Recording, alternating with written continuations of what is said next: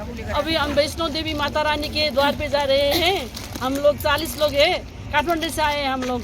वैष्णो रानी का हम बहुत भक्त है। माता रानी के दरबार के जाने के लिए यहाँ चाय पीने के लिए हम रुके हुए। तो हम लोग है ना 40 जना वहाँ 3 दिन में पहुँच जाएंगे मंगलवार तक, और वैष्णो देवी के दर्शन करके फिर हम उधर से 2-3 मंदिर जाकर वापस नेपाल जाएंगे। जय माता दी। आप जय माता दी। बहुत अच्छा लगा। माहौल भी अच्छा है, हमको अच्छा लगा।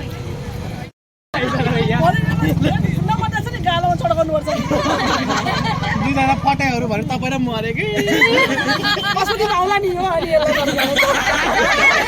भिडियो जय माता दी।